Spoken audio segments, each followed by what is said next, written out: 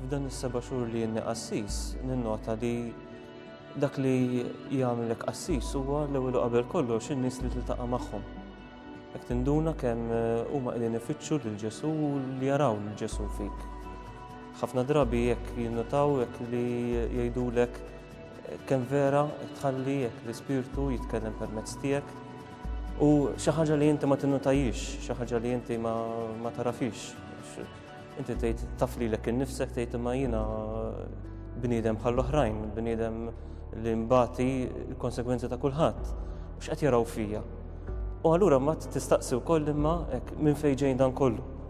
Tinduna li dan huwa ġej mill-qawwa tal-Ispirtu li aħna rċevejna hekk fil-Ordni Sagri. Is-sagrament li wkoll wara kollox sab il-pedament tiegħu fil-mamudija tagħna, fil-griżma li aħna ħadna.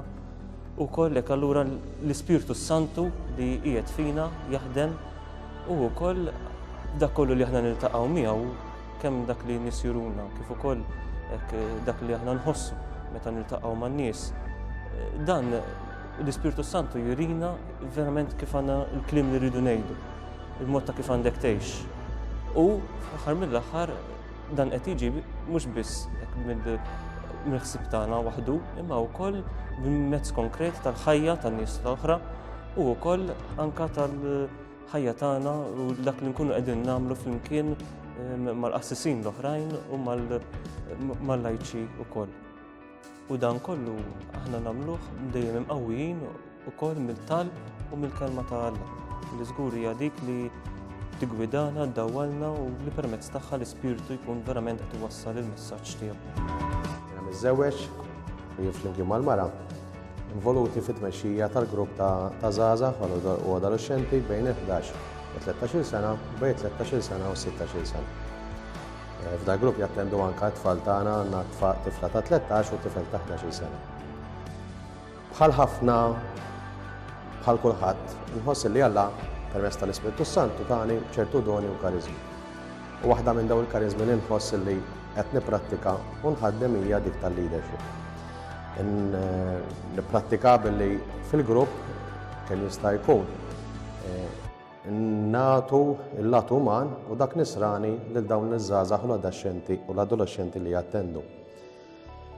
Nippruvaw irresquhom lejn il-ħajja ta' Ġesu, fil-ħajja tagħhom jipprattikaw il-ħajja nisranija u ntuhom empowerment li huma kapaċi jħadmu d-doni li Alla tuhom. Bħalma qalilna Ġesu fil-parabola tat-talenti, talenti l-Ispirtu Santu ma jtihomniex biex nżommuhom għalina, imma biex naqsmuhom mal-oħrajn. U dan għandna nagħmluh fid-dinja, fis-soċjetà ta' madwarna u wkoll fil-Knisja, fil-familja u kull fejn inti tattendi għaliex fidi nisranija mhux għad-dar jew għall-Knisja biss. Min-naħa l-oħra jiena nħoss li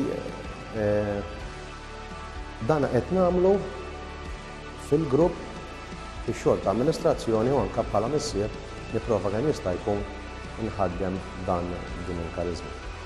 Ovvjament dan bil-kariżma li jtik u tħaddimha trid is-sosten tagħha u s-sosten insibu illi b'mod regolari u ta' kuljum nitlob il-Alla biex permezz tal-Ispirtu tiegħu isaħħaħ fija u jtini l-qawwa u l-kuraġġ li nkomplu għaddej bir-ritmu.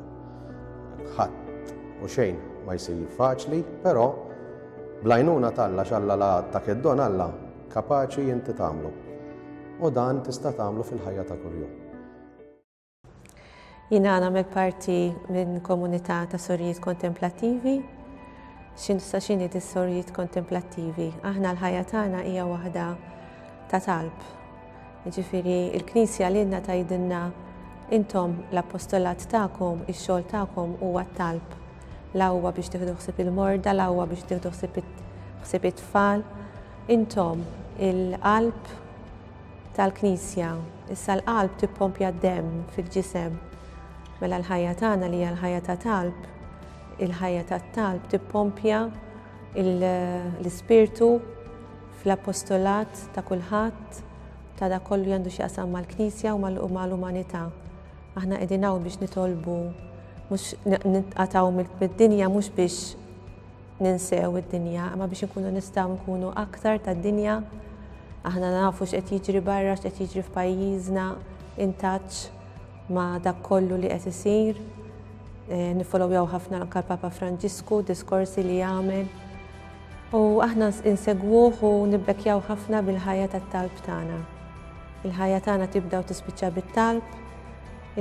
Matul il-ġurnata ix-xogħol tagħna nagħmlu xogħol normali bħalma jagħmel kulħadd, xogħol tad-dar, imma dejjem idur madwar it-talb. Jien dejjem ħassejt li fil-ħajja hemm ħafna tbatija u xi kultant qisu quddiem di tbatija ma tafx minn fejn tkun ħatibda tagħti rasek. Però innaħseb parti mill-karizma tiegħi hija li nħobb naħdem man-nies, speċjalment man-nies li jkunu tibatu, li nimxi din il-mexxija ta' tbatija magħhom u kemm jista' jkun innaqas mis-sofferenza. U dik kienet il-ħaġa li motivatni biex insir tabiba biex kemm jista' jkun inkun nista' naqdi lill-proxmu fil-ħajja ta' kuljum. Nipprova, mhux dejjem possibbli, imma nipprova li meta nara l-pazjent ma narax biss il-marda, imma nara l-persuna wara l-marda u kif din qed taffettwalu ħajtu kif ukoll il-ħajja tan-nies li huma qrib tiegħu. X'ji jimmotivani biex nagħmel dan u xi jżommni biex nagħmel xogħli b'kompassjoni naħseb hija naħseb il-fidi tiegħi għenitni matul iż-żmien. Meta kont iżgħar kont inħobb ħafna nagħmel il-volontarjat, inkluż pereżempju fl-Afrika u dejjem kont ngħid il-ħajja hija iżbaħ kieku kienet sempliċi u bqajt naħdem l-Afrika, ma naħseb waħda mill-quotes li dejjem żammejt qrib qalbi kienet waħda ta' Mother Teresa li tgħid Calcutta is here. Jiena twilit f'Malta u l-Calcutta tiegħi hija Malta u hawn ħafna nies madwarna li ħafna minn drabi laqas inkunu aware li huma qed ibatu anke kif ikunu ġast ħdejna. U naħseb il-fatt li din ta' minni aware tal-proxmu li qiegħed just next door li l-persuna ta' ħdejja qed bati wkoll dejjem tgħinni biex inkompli nimxi mal-persuna batuta. Ovvjament it-talb kemm jista' jkun għandi komunità tiegħi li tgħinni nitlob ukoll biex dejjem nimxi fit-triq tal-mulej biex jimlini dejjem hekk inħoss li jekk jiena vojta ma nistax nagħti, imma jekk nintalab bil-mulej nista' nagħti minn dak li tani l-mulej lil ħaddieħor. Fil-ħajja hemm diversi vokazzjonijiet u karizmi differenti. Jiena minn ċkuniti dejjem użejt il-karizma tal-għoti tal-għajnuna lil ħaddieħor. Dejjem nibtet fija dik ix-xewqa li nsir infermiera. U fil-ħajja tiegħi din wettaqta, tant li nagħti ħafna semi f'dan il-kamp ta' infermiera fil-ħajja tiegħi ta' Soru Franġiskana tal-Qalb ta' Ġesu.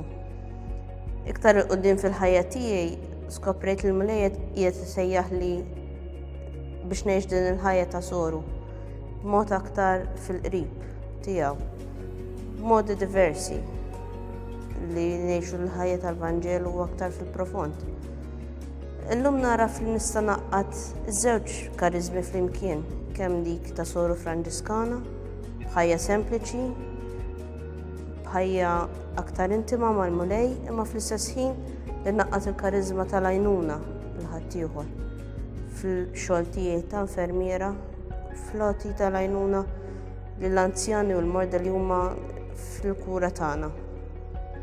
Żgur li din il-ħajja ma nistax ngħixha jekk ma nsaħħaħiex b'affarijiet bħal huma t-talb, il-qari tal-iskrittura, l-approfondiment fl-istudju tiegħi ta' infermiera, ma fl-aħħar mill-aħħar il-ħin tiegħi ma' Ġesu huwa importanti ħafna. Jien naħdem f'kumpanija tal-medja tal-Knisja u nemmen li għandi don, għandi karizma tal-komunikazzjoni, naf nisma' u nifhem eżatt il-messaġġ x'inhu oriġinali anke jekk il-persuna li qed tipprova tgħidu mhijiex jirnexxielha twassal il-messaġġ ċar u b'mezzi differenti jew bil-video jew bl-animazzjoni jew bit-tpinġija inwassal dal-messaġġ fuq il-mezzi tal-medja jew mezzi soċjali biex ikun jistgħu jifhmuh u jisimgħuh ħafna iktar nies. Dan naħseb li huwa importanti għax ħafna nies ikollhom messaġġ tajjeb u ma jafux x'għandruha. Di hija importanti wkoll għall-messaġġ tal-Alla li nsibuha fil-Bibja biex jinexxina nċendruha b'mod interessanti u li tolqot ħafna nies. It-talb huwa importanti fil-ħajja tiegħi għax dejjem nitlob li talenti jibqgħu jikbru biex nkun nista' nwassal iktar u iktar messaġġi b'modi differenti u anki li it-talb huwa importanti għax nitlob li il-messaġġ li qed nibgħat li qed nipprova nibgħat jibqa' dak il-messaġġ li qed jipprova jxandar il-persuna oriġinali.